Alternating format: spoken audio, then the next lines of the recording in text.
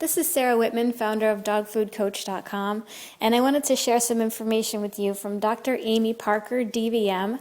Dr. Amy is a vet out of California who recommends home cooking for dogs, and she cooks for her own dogs, Paco and Diego. She sent me a great recipe for her homemade chicken dog chow, which we'll get to in just a couple minutes. But just wanted to introduce Dr. Amy's philosophy a little bit and share with you her feelings about homemade food versus processed food when it comes to our pets.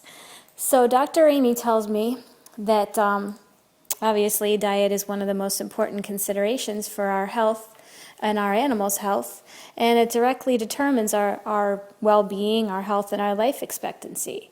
And although most of us realize that using healthy whole ingredients like responsibly grown veggies and fruits and meats to prepare our own meals, we know that that's a good thing for us. However, we've been convinced by the pet food industry that feeding highly processed food is the best nutrition for our beloved pets.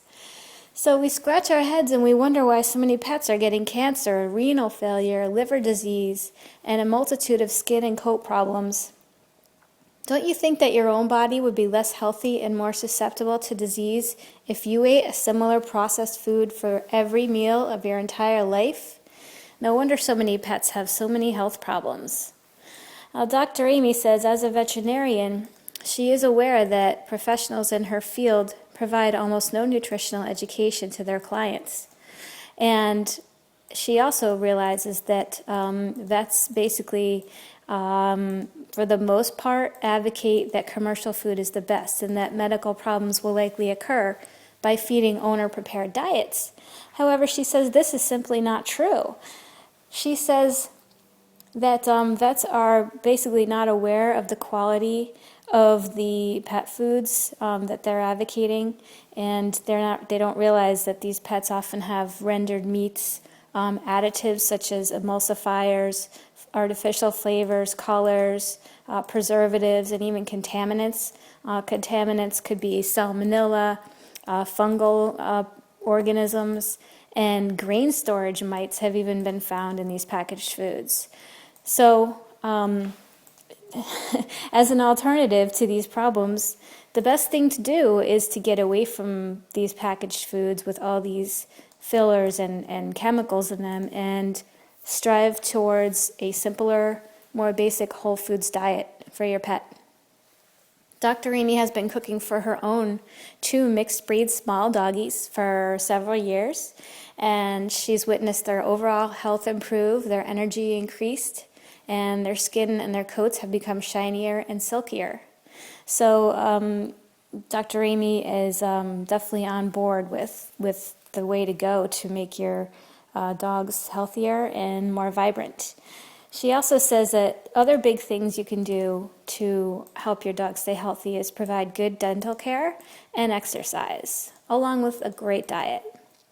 So let's turn to Dr. Amy's chicken dog chow, which she sent to me recently. It looks absolutely fabulous. So what I'm going to do is read off the ingredients and the preparation, and then you can write it down and go ahead and make it for your own dog.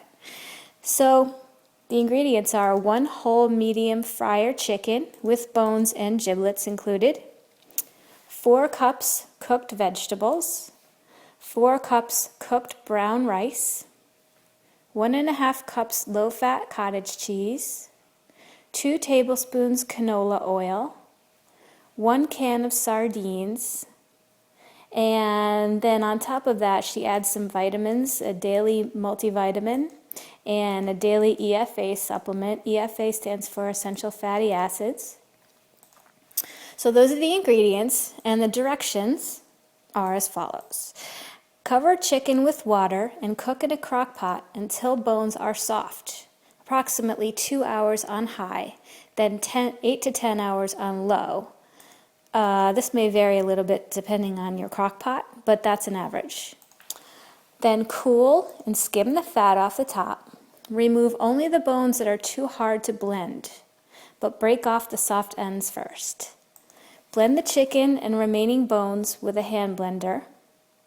Add vegetables, rice, canola oil, cottage cheese, and blend all ingredients until they're all mixed up, nice and mixed up well.